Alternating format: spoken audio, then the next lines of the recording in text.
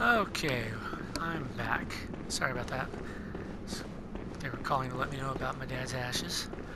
They're sending them up to me next week so I can do the whole final resting place stuff. That'll be fun. I'm probably gonna get lost exploring the wilds of California. Whee! But I have an idea of where to go.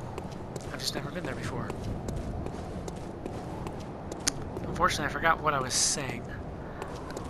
Luckily, I didn't forget what I was doing. We're going back to Oodin Chapel with Oodles and Noodles because there's something I wanted to show you. It kind of ties in with this little thing that's been building in my mind of what's going on story-wise involving Lawrence. As I was watching an E&B video, and I kind of got an idea from what he said. He was talking about Lawrence and how he was. There didn't seem to be any real animosity between Lawrence and Willem there, even though Willem said, "You think now to betray me." Lawrence seemed pretty adamant that he would not forget the adage, that he wasn't going to abuse the blood. And what changed his mind? And I got to thinking about that, and I was all like, huh, and this, right here, this is what I wanted to show you. The messengers. It's like, it doesn't really look like, it looks like they're trying to prevent him. Stop, stop, what are you doing? You know, asking the gods for assistance. That's what I'm kind of getting out of that. The guys are like, please gods help us. And they're like, stop, you don't know what you're asking. Because asking the great ones for assistance seems to come at a pretty heavy price. And, oh, hey, where's that guy that I sent here? He's not here. Gee, I hope something didn't happen to him on the way. Have you ever wondered how the hell these NPCs make it here? I mean, like, little granny here? How the hell did you walk these streets, excuse me, all that way and make it to this chapel? We know the little girl didn't make it. But yeah, that's what I want to show you. How it looks kind of like they're like, stop! What are you doing? Don't, no, no, no, no, no. You know, it's like, be careful what you wish for. You might get it. That's kind of the impression that thing gives me. I think maybe Lawrence didn't change his mind. I think he was convinced to seek the old blood. And remember, the third umbilical cord precipitated the encounter with the pale moon. Who's benefiting from the blood the most besides us? The moon. The moon's the one which beckoned the hunters and conceived the hunter's dream. It sends the hunters out to kill the beasts. As the moon grows close, the beastly scourge gets worse. The moon is the one that's turning us into beasts. It's like, I think maybe, and apparently the beastly scourge is also related to the use of the old blood.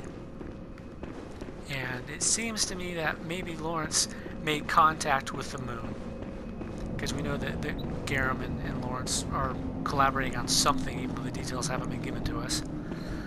I think he made contact with the moon. The moon's the one that convinced him, dude, the blood's good for you. You should totally use this stuff. This is good shit, yo.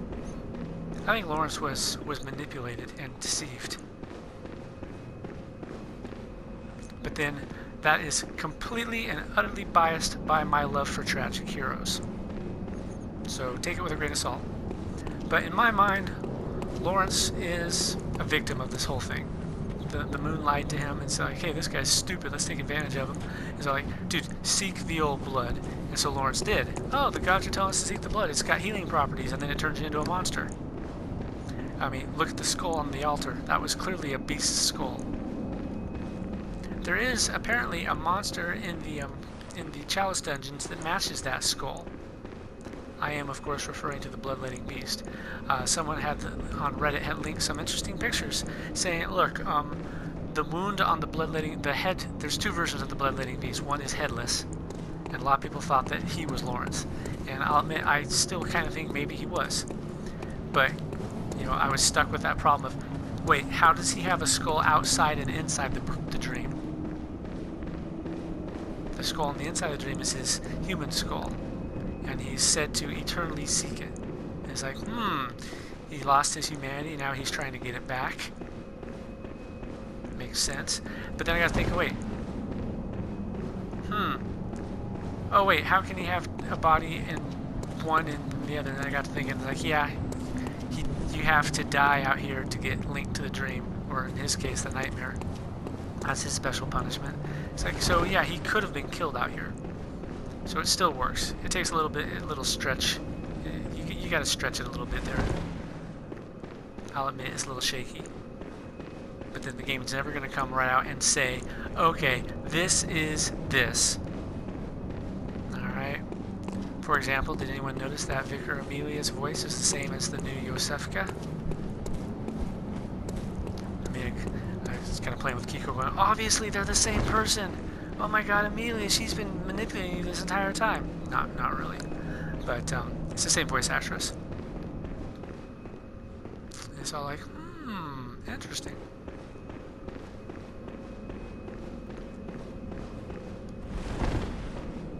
Just like the animosity between her and her, it's never clearly explained. But if you, I'll warn you now, if you take her blood too many times, Adela will kill her in jealousy and lose her mind. So, I'm just going to warn you now, don't take too much of her blood when Adela's here, because Adela will get insanely jealous and go 100% yandere on her ass. Uh-oh. That asshole, the abductor, he's over there going, hey guys. Keep in mind, when the abductors power up, if you can get behind him and do this, and then do a visceral, they don't power up anymore after that. They kind of go boom. Yeah. So, once again, for Amelia, just keep cool. Don't get behind her. I mean, you can get behind her, but just don't stay behind her. She will start attacking backwards. Don't stay too close to. Notice how I was keeping a little bit of distance. You don't want to stay at range, because she's more dangerous at range. She's got some AoE cone attacks that she will launch out at you. Not AoE cone attacks, ranged cone attacks. And they're a little harder to dodge. Don't stay too close to her, because as she walks, her feet will clip you and you will take damage. She'll be like kicking you. You saw those nails? Yeah. What else can I say about her? Attack the legs. If you can bring the leg, if you blow out a leg, she will go down into a visceral state, and you can get a critical on her. As you saw, that was more than enough to make up for her healing. When she heals, you can use the numbing mist. I don't like to, because you only have 6 up to this point, and they were all found on a corpse. You can't buy these right now. So if you rely on numbing mist and you fail, you're out of luck. You can break her out of her healing stance by doing enough damage. Notice how I just ran over there and started swinging. Yeah, break her out and she'll stop the heal. The numbingness takes a few seconds to take effect, and it only lasts for about 30 seconds anyway. So my plan was just to out damage her. Weapon-wise, I'm using the saw cleaver plus 20% serration bonus against beasts in this form. That's why I didn't transform it very often. It's what I like to call a flame cleaver, because it's got the flame gem in it. I brought my arcane up one more point. That was enough to make up for the difference between physical gems and the flame gem. Beasts don't like fire generally. She's weak to fire. So yeah, and just stay on the sides and start wailing on her. I stayed locked on because it's actually not too detrimental to stay locked onto her unless you're hanging around her ass. Then you won't see anything. You'll just have Amelia ass hair all over your screen. That's the first time I fought her. I made that mistake, and it didn't work well. Couldn't see what the hell she was doing. She was just slapping me around like I was not a hunter. I was a chew toy.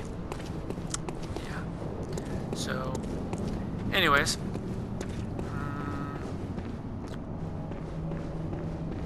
Anything else that we need to do? Hopefully that helps. This video is in honor of my friend Joanna. I play EQ2 with her, and she's been having trouble with Amelia for a very long time.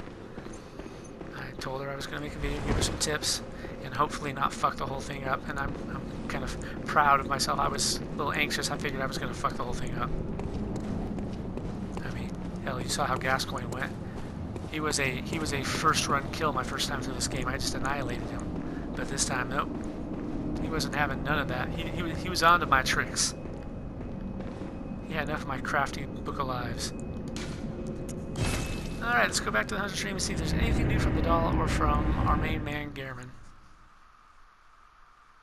Here he was talking about chalices.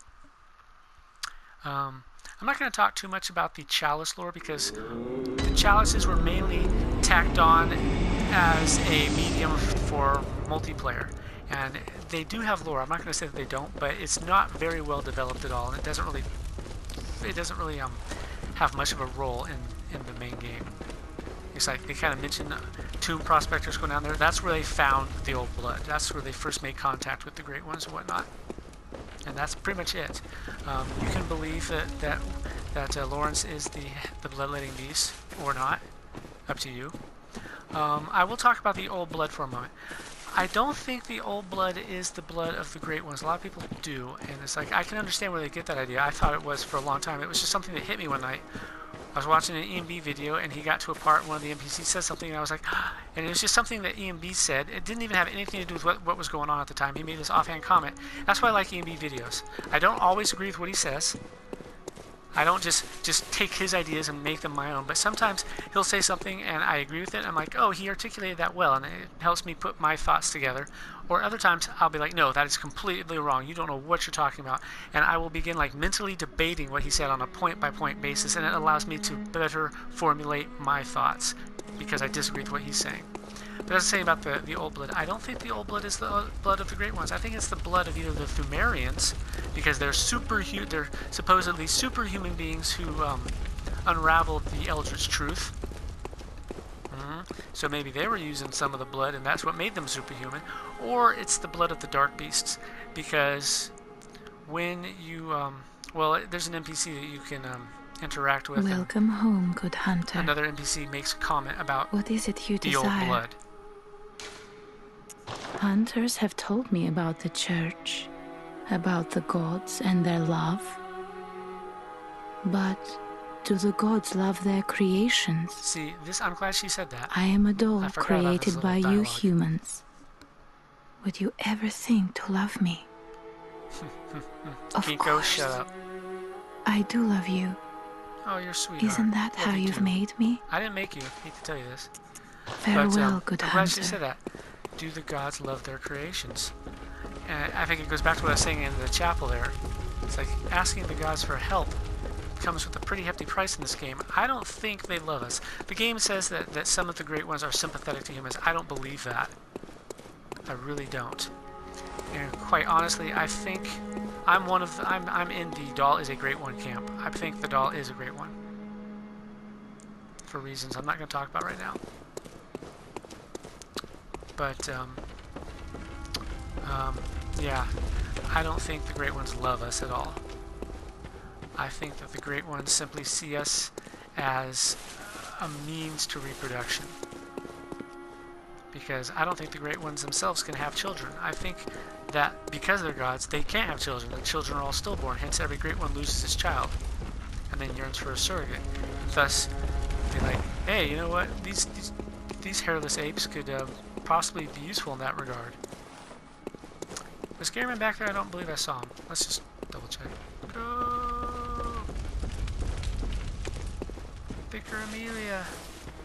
But no matter what you get from this little ramble, remember one thing. Remain wary of the frailty of men.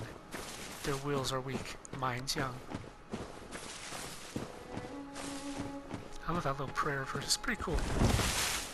Also goes back to what Miyazaki was saying. That was a clear-cut example of what Miyazaki said about humanity, how it's a shackle. You know, you can see she was just like praying and just trying to hold the transformation off through the power of her prayer.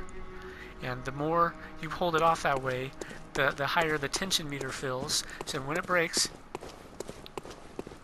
and it will, the recoil is all the more powerful because of it. And it's kind of a nice coincidence that she transformed right when we got there. I think the reason she transforms, we're a moon-scented hunter. The moon is what's turning people into beasts. Gascoigne transformed right when we arrived.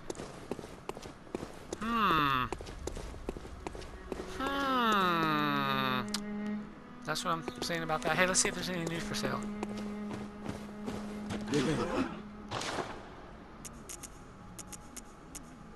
Fire paper, that's not new, it was already there. No. See, you do not